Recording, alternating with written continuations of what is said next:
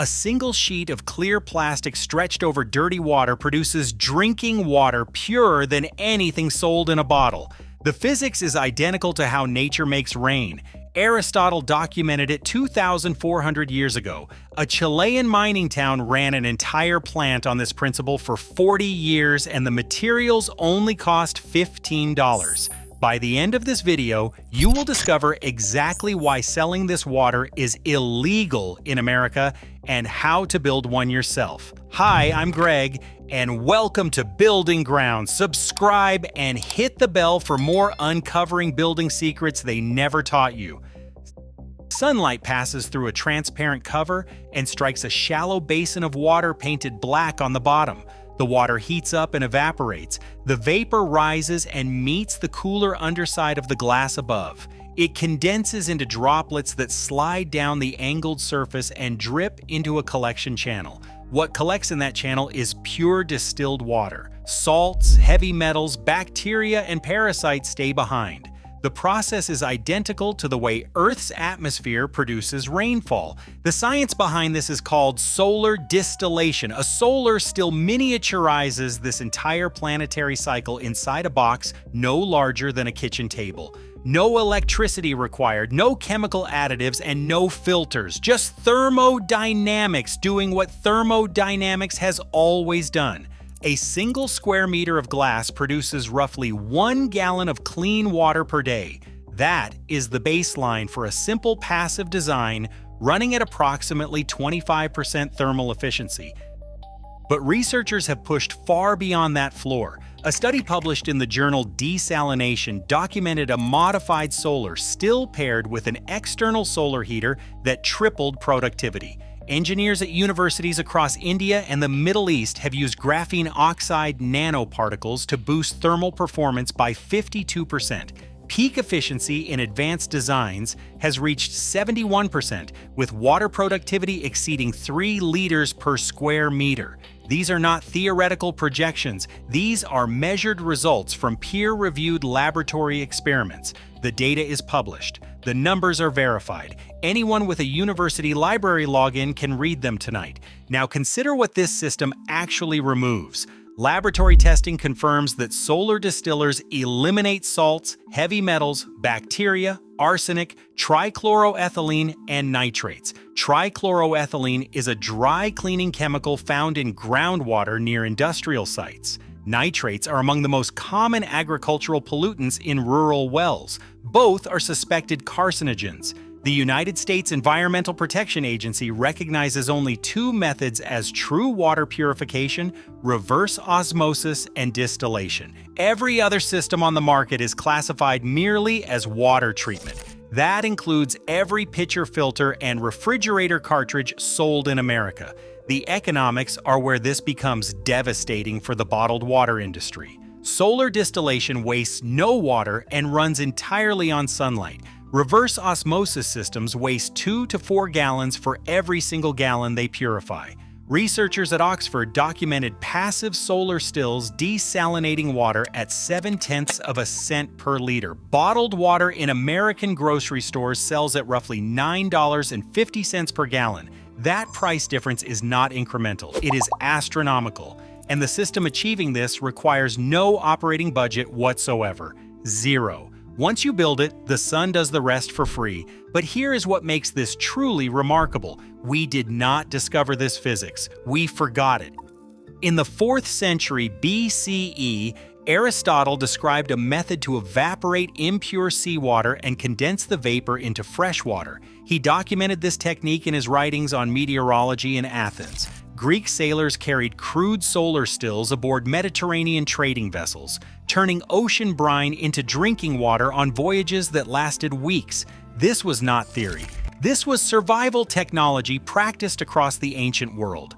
By the 16th century, Arabian alchemists had refined solar distillation into a systematic craft. In 1589, the Italian scientist Giovanni Battista della Porta documented 7 distinct methods of solar desalination in his work Magiae Naturalis. These were established engineering procedures perfected over centuries of practice in the hottest and driest regions on Earth. Then in 1872, a Swedish engineer named Charles Wilson built something extraordinary in the Atacama Desert of northern Chile. At a mining settlement called Las Salinas, he constructed the first industrial-scale solar distillation plant. That plant produced 23,000 liters of clean drinking water every single day. No electricity, no pumps, no moving parts. Workers at the nitrate mines drank solar distilled water for nearly 4 decades without a single interruption. The Atacama receives less than 15 millimeters of rainfall per year. It is one of the driest places on the planet, and yet clean water flowed every single day. The technology reached its most dramatic moment during World War II. At the Massachusetts Institute of Technology, a Hungarian-American biophysicist named Maria Telkes developed a portable solar distillation device for the United States military. Picture a downed pilot floating in the Pacific Ocean with nothing but an inflatable plastic still and endless sun above. Her device produced up to 1 quart of fresh water per day from raw seawater. The government ordered 100,000 units. Her solar still became standard issue in military emergency kits across every branch of service. Admirals and generals trusted this technology with the lives of their soldiers. Remember that. After the war, momentum surged worldwide. Between the 1960s and 1970s, 38 solar distillation plants were constructed across 14 countries: Greece, Australia, India, Pakistan, Tunisia. The physics was proven at every conceivable scale. Then it stopped. Funding vanished. Research programs quietly disbanded. Plants were dismantled across 3 continents. An entire field of proven engineering went dark in less than 1 generation. Not because the science failed, because something more powerful intervened. Follow the money, and the picture sharpens fast. The American bottled water industry generates $109 billion in revenue annually as of 2025. Consumers in the United States purchased 16.4 billion gallons of bottled water in 2024 alone.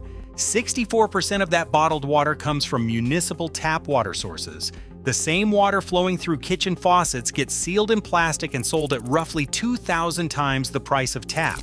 A gallon from a solar still costs nothing at all after the initial build. Every solar still a homeowner constructs is a plastic bottle that never gets purchased. Every community system installed in a developing nation is a market that never opens for corporate exploitation. Executives in boardrooms and shareholders on earnings calls understand this arithmetic with perfect clarity. Now examine the regulatory architecture that protects those profits. The Food and Drug Administration enforces current good manufacturing practices for bottled water, requiring sealed containers from approved sources processed in sanitary bottling facilities. A backyard solar still producing water cleaner than most brands on grocery store shelves cannot satisfy these requirements. Not because the water fails any purity test, but because the rules were written for factories, not for physics. In Florida, owning a distillation apparatus without a license is outright illegal. Federal law permits stills of any size as long as they are not used to produce alcohol. But the tangled patchwork of state regulations ensures that most Americans simply assume all distillation is against the law. That confusion is not accidental, it is useful, and it protects a very specific set of corporate interests. Research conducted through the National Institutes of Health found that bottled water contains an average of 240,000 plastic particles per liter. The industry's own product is contaminated by its own packaging. Solar distilled water never touches plastic during purification. The real solution to microplastic contamination would dismantle the very profit model that created the contamination. Think about that. The companies warning you about water quality are selling you the contamination itself, sealed in a convenient bottle with a colorful label. While those profits climb higher every quarter, 2.2 billion people across this planet still lack access to safely managed drinking water. Every 2 minutes, somewhere on Earth, a child dies from a waterborne disease. Picture a mother in sub-Saharan Africa carrying a bucket of brown river water 3 miles back to her village while her children wait with cramps and fever. A technology costing $15 in materials and powered entirely by sunlight could give her family clean water by tomorrow afternoon. The reason it has not reached her is not an engineering problem. It is lobbying. It is regulatory architecture designed to protect revenue streams, not human lives.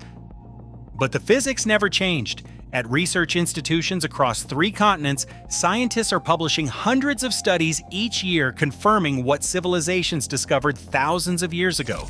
Engineers at Texas A&M University and the Indian Institute of Technology in Delhi are developing advanced designs using evacuated tubes and nanomaterial enhanced absorbers that triple baseline output from conventional stills. Researchers in China have demonstrated solar stills using interfacial heating methods that confine thermal energy directly at the water surface rather than heating the entire basin. This single innovation cuts energy waste dramatically and pushes daily output past 5 liters per square meter. In communities across sub-Saharan Africa and South Asia, solar stills already operate every day. Simple basin designs produce 3 to 6 liters of fresh water per square meter under direct sun. These systems cost almost nothing to build and nothing to maintain. Families who once walked for miles hauling buckets of contaminated water now collect clean water from a wooden box sitting in the dirt beside their home. Children who spent their mornings fetching water now spend their mornings in school. That is what $15 and sunlight can do when nobody is standing in the way. The military never abandoned this technology either. Solar stills remain standard equipment in life raft survival kits worldwide. The same technology that Maria Telkes developed at MIT in 1943 still saves lives 80 years later. The armed forces kept using what they quietly stopped telling civilians they could build for themselves. The knowledge survived because physics does not answer to marketing budgets or regulatory committees. If you understand a few basic principles, you can build one of these systems this weekend. It is a simple, self-contained setup made from everyday materials. A dark basin absorbs heat, a clear cover traps it, and moisture that forms on the inside is guided into a small channel. From there, it flows down into a container. The whole system works by letting heat, condensation, and gravity do the job naturally. Angle the transparent cover at 30 degrees for optimal condensation and runoff. Keep the water depth shallow at roughly 25 millimeters. Orient the basin facing south in the northern hemisphere to capture the maximum arc of sunlight throughout the day. The single most critical design requirement is keeping the entire system airtight. Every gap in the seal is water vapor escaping into the atmosphere instead of sliding into your collection channel. Apply silicone caulk along every edge where glass meets wood. You can boost output with simple additions. A wick made of dark cotton cloth draped across the basin interior increases the evaporative surface area dramatically. Reflective panels mounted behind the basin bounce additional sunlight onto the water surface.